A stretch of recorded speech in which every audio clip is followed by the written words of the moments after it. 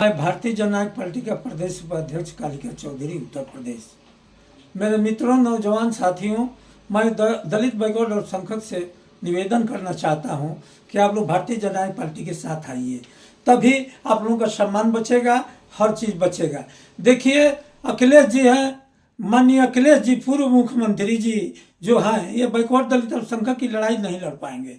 इनके अंदर वो क्षमता नहीं है, काहे कि ये आर्मी के स्कूल से पढ़ के आए हैं। इनको तो मैं कहूँगा कि आप नौकरी कर लीजिए। ये दिन भर टोपी सोच करते रहते हैं। अरे दिन भर टोपी सोच करेंगे, इधर बैकवर्ड दलित और संघर्ष का हक लूटा जा रहा है, फर्जी काउंटर हो रहा है। आप इस लड़ाई को लड़ नहीं पा रहे हैं, आजम खां की लड़ाई को नहीं लड़ पा रहे हैं, तो आप भाजपा से डर रहे हैं। आप अखिलेश जी, आप चुनाव हार गए, जीते हुए चुनाव हार गए। ईवीएम में सब बदल रहे थे, आपने अपने कार्यकर्ताओं को निर्देशित किए होते कि वोट कराकर ईवीएम के साथ जाइए, जमा कराइए, जब तक गणना नहीं होती है तब तक देखभाल करिए। तो अखिलेश जी आप नेता नहीं बन सकते हैं, जिंदगी में नहीं बन सकते हैं, काहे कि आप जो आए हैं आर्मी के स्कूल से आए हैं।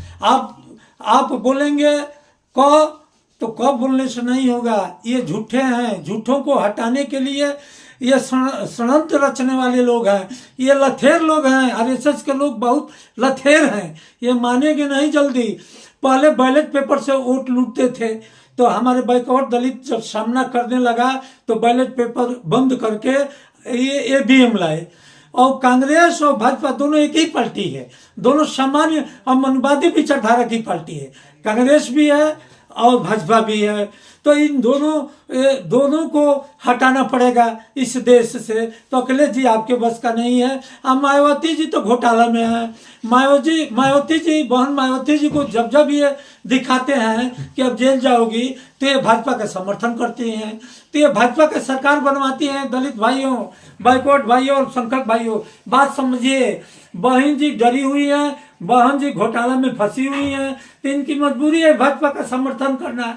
अखिलेश हैं तो टोपी दिन भर सोच करते हैं, तो इनके बस का भी नहीं है कि दलित बैकवर्ड का लड़ाई लड़ पाए। जो टोपी सोच करेगा दिन भर, वो क्या लड़ेगा। तो अब भारतीय जननायक पार्टी के राष्ट्रीय अध्यक्ष माननीय संतोष यादव ही इस लड़ाई को लड़ पाएंगे। ये टीपी लेके आए हैं, जो नेता झूठ बोलेगा वो जेल जाएगा, उसकी सदस्यता समाप्त होगी और IAS IPS में भी कंट्रोल किया जाएगा। जो IAS IPS इस देश को लूटकर मनवादी विचारधारा के इन लोगों का लड़का विदेश पढ़ रहा है, और मंत्री और RSS वालों का लड़का विदेश पढ़ रहा है। आपका लड़का प्राइमरी स्कूल में जाकर थाली बजा रहा है। अगर अनिवार्य हो जाता है कि सबका लड़का सरकारी विद्यालय में पढ़ेंगे तो उसका देखभाल होता, अच्छा पढ़ाई लिखाई होती। लेकिन अब क्या बताया जाए इस अखिलेश जी को और मायावती जी को, ये दोनों लड़ नहीं पाएंगे। माननीय संतोष यादव राष्ट्रीय अध्यक्ष ही लड़ पाएंगे, न अखिलेश का बस का है, न बहन मायावती जी का बस का है। ये दोनों लोग डरे हुए हैं। इन ये सब RSS वालों से।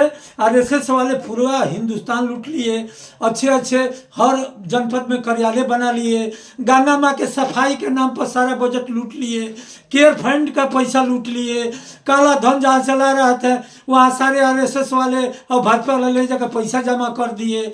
और ये सब जुमलाबाजी करते हैं। जुमलाबाजी के खिलाफ लड़ने की अगर क्षमता है तो भारतीय जननायक पार्टी के राष्ट्रीय अध्यक्ष माननीय संतोष यादव में है, वही लड़ पाएंगे। और देखिए, अखिलेश के जमाने में यादवों का भी विकास नहीं हुआ। यादव सुबह बल्टा लेकर निकलता है और शाम को घर आता है, तो यादवों का विकास हुआ नहीं। जिसका विकास माननीय अखिलेश जी कराए वो सब RSS के थे, RSS में चले गए। यादव बेचारे भूखों मर रहे हैं, उन लोगों का विकास नहीं हुआ। बैकवर्ड किसी जात का विकास नहीं हुआ। तो अब इस बात को समझना है, दलित बैकवर्ड और संघर्ष एक हो जाइए और संतोष यादव के हाथों को मजबूत करिए। जहां आप लोगों का पसीना बहेगा वहां माननीय संतोष यादव का खून बहेगा, और आप लोगों की लड़ाई लड़ने का काम करेंगे। नहीं तो बाबा साहब का संविधान खत्म हो जाएगा। इन RSS वालों को भगाना है तो बाबा साहब के संविधान को बचाना है तो भारतीय जननायक पार्टी के राष्ट्रीय अध्यक्ष माननीय संतोष यादव के हाथों को मजबूत करना है। जय हिंद, जय भारत, जय भारतीय जननायक पार्टी, जय भीम।